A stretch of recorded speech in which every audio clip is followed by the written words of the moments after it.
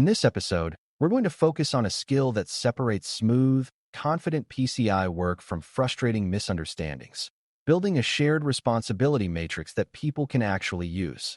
When payment environments involve cloud platforms, managed service providers, software vendors, and internal teams with different priorities, it becomes surprisingly easy for critical controls to fall into the cracks. One group assumes another group is handling logging, patching, key management, or access reviews, and nobody discovers the gap until an incident happens or an assessment forces the questions into the open. The purpose of a shared responsibility matrix is to turn vague assumptions into explicit assignments that can be tested, monitored, and evidenced. For a qualified security assessor, QSA, this is not a paperwork exercise, because unclear responsibility makes evidence hard to produce and makes real security controls unreliable. For a brand new learner, the best way to understand this topic is to treat it as a translation layer between technology and accountability, where every control has an owner, an operator, and a proof that it is happening in real life. Before we continue, a quick note. This audio course is a companion to our course companion books. The first book is about the exam and provides detailed information on how to pass it best. The second book is a Kindle-only ebook that contains 1,000 flashcards that can be used on your mobile device or Kindle. Check them both out at cyberauthor.me in the Bare Metal Study Guide series. Shared responsibility becomes tricky in payment environments because controls are not isolated tasks, and each control usually has multiple moving parts across multiple domains. Take logging as a simple example. One party may generate logs, another party may transport them, another party may store them, and another party may review them and respond to alerts. If you only assign logging to a single owner, you miss the reality that logging is a chain, and chains break at the handoff points. The same pattern appears with patching, where one party may maintain the operating system, another party may maintain the application, and another party may approve downtime windows. It also appears with network segmentation, where a cloud provider may supply the network primitives, but the customer defines what is allowed, and an operations team implements and verifies the design. A shared responsibility matrix works when it describes responsibility at the level of these real handoffs, not just at the level of high-level categories. When it fails, it tends to be because it is too abstract, too optimistic, or too disconnected from how work actually gets done across teams and vendors. A practical way to define the problem is to recognize that shared responsibility is not the same as shared ownership, and those words often get mixed up. Shared responsibility means multiple parties contribute to the outcome, but it does not mean everyone is equally accountable for the result. If everyone is accountable, nobody is accountable, and the control becomes a group assumption rather than a managed activity. In payment environments governed by the Payment Card Industry Data Security Standard, PCI-DSS, accountability must be crisp enough that a QSA can trace a control from requirement to implementation to evidence. That trace requires named roles, defined processes, and known artifacts, not just a statement that the vendor handles it. The matrix should answer questions like who performs the task, who verifies it occurred, who approves changes, and who retains evidence. Beginners sometimes believe responsibility is implied by contracts, but contracts often describe service outcomes broadly and do not map cleanly to security controls unless you translate them deliberately. The shared responsibility matrix is that translation, and it needs to be written in plain, testable language. The best shared responsibility matrices start with scope clarity, because you cannot assign responsibility for controls until you agree on what systems and data are in scope. In PCI terms, you need a clear definition of the cardholder data environment, CDE, and the payment flow boundaries, including any connected systems that can impact security. You also need clarity on where the primary account number, PAN, is processed, transmitted, or stored, because that determines where the strongest controls must be applied and who must be involved. Scope is often the first hidden risk in shared responsibility because organizations may assume a hosted service is out of scope while still allowing it to influence in-scope systems. Another common issue is assuming that a cloud platform takes responsibility for encryption simply because it offers encryption features, when in reality the customer must enable and manage them.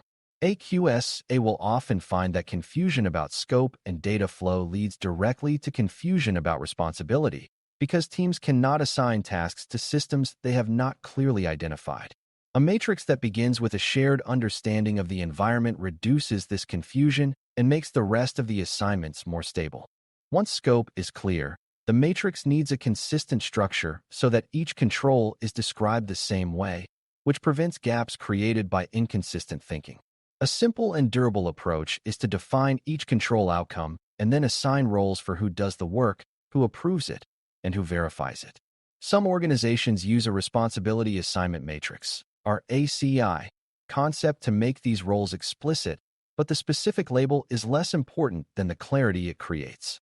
What matters is that every control has an operator who performs the routine activity, an authority who can approve exceptions or changes, and a verifier who can confirm the control is working and can produce evidence. For example, if the control is quarterly access review, the operator might be the system owner, the authority might be the business owner who approves access decisions, and the verifier might be security or compliance who checks completion and retains records. The matrix should also capture frequency and triggers, because responsibility is meaningless if nobody knows when a task must occur.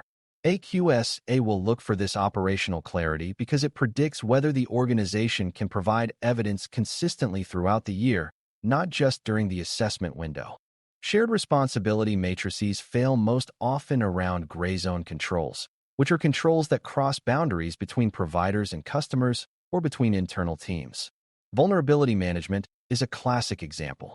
A managed service provider may patch the underlying operating system, but the customer may still be responsible for patching the application, testing changes, and ensuring that emergency fixes do not break payment functionality. If the matrix simply says the provider handles patching, the organization may miss the application layer entirely. Another gray zone area is identity and access management, where a cloud provider may secure the identity platform itself, but the customer must configure policies, manage accounts, enforce multi-factor authentication, and remove access when staff leave. Logging and monitoring are another gray zone, because providers may offer log sources and storage services, but the customer must decide what to collect, how long to retain it, and who reviews alerts. A strong matrix does not hide these gray zones. It highlights them and breaks them into sub-responsibilities that reflect the real workflow. When AQSA sees that level of detail, it is a signal that the organization has grappled with reality instead of relying on assumptions. Another reason matrices fail is that they confuse responsibility for capability, meaning they assign a control to whoever has the technical capability, not to whoever is accountable for the outcome. For example, an infrastructure team may have the capability to configure network rules, but a security team may be accountable for ensuring segmentation protects the CDE. If the matrix assigns segmentation entirely to infrastructure because they can click the settings, then security may not verify the design, and operations may not document the rationale. Over time, the environment can drift, and nobody notices until an assessment reveals the segmentation story is inconsistent. The matrix should reflect that capability and accountability are different dimensions. Capability answers who can do it, while responsibility answers who must ensure it is done correctly and consistently. This distinction becomes even more important with vendors, because vendors may have deep capabilities, but the merchant is still accountable for PCI outcomes. The matrix should make that accountability visible by requiring the merchant to verify vendor claims, request evidence, and perform oversight rather than assuming the vendor's controls automatically satisfy the merchant's obligations. A matrix that works also needs to be anchored to evidence, because PCI assessments are ultimately evidence-based.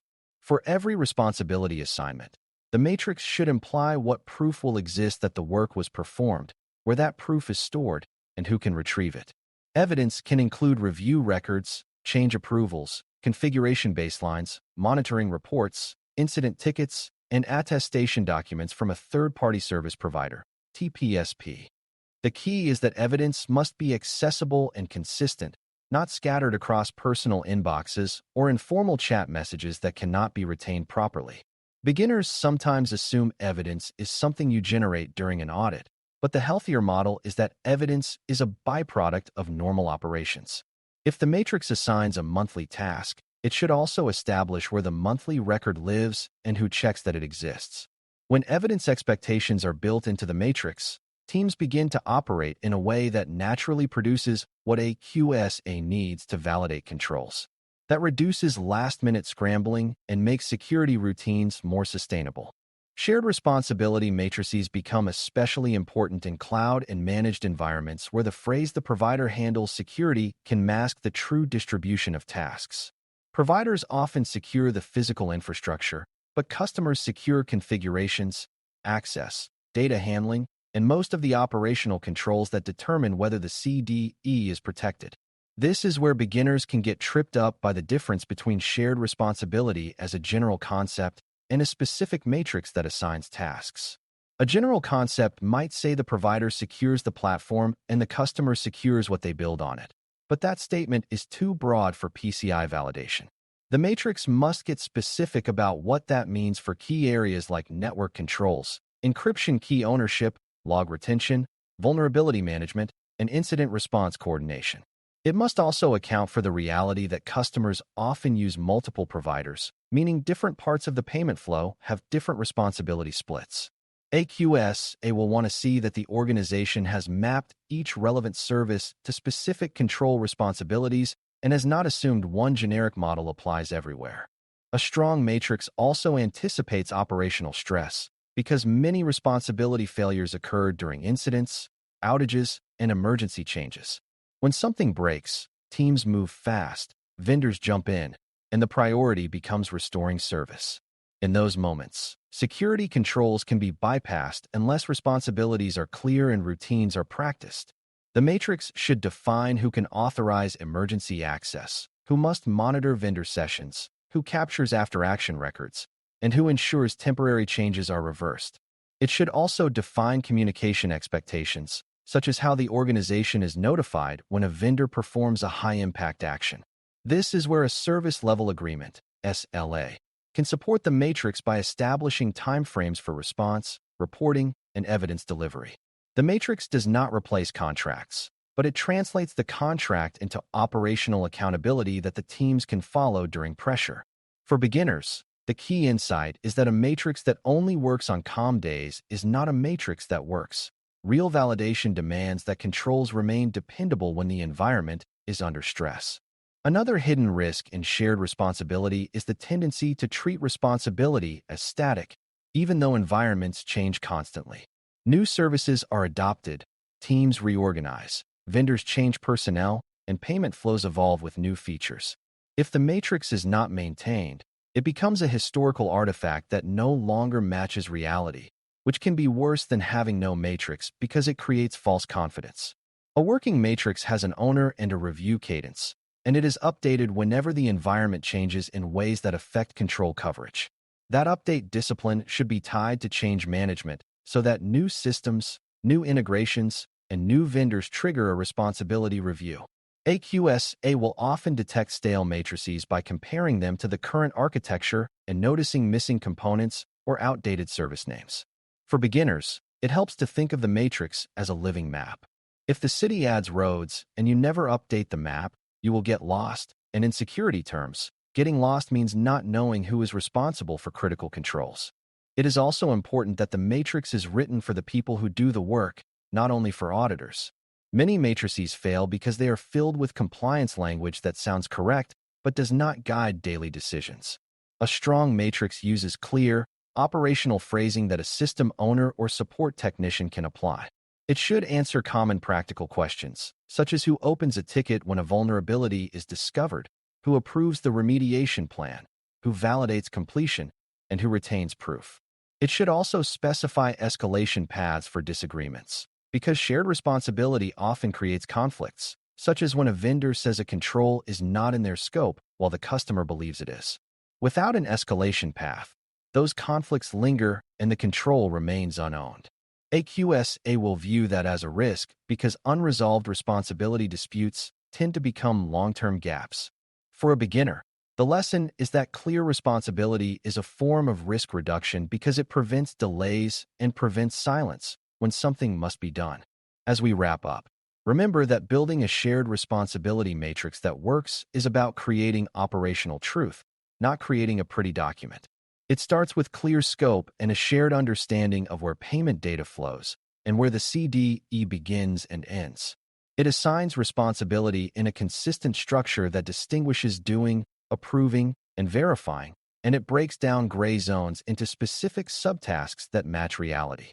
It anchors assignments to evidence, so routine work produces routine proof, and it anticipates real-world pressure by defining how responsibilities work during incidents and emergency changes. It stays alive through ownership and regular updates as the environment evolves, and it uses plain language so the people responsible can actually follow it. For AQSA, a good matrix reduces uncertainty and makes validation smoother because it turns a complex multi-party environment into a set of traceable, testable responsibilities.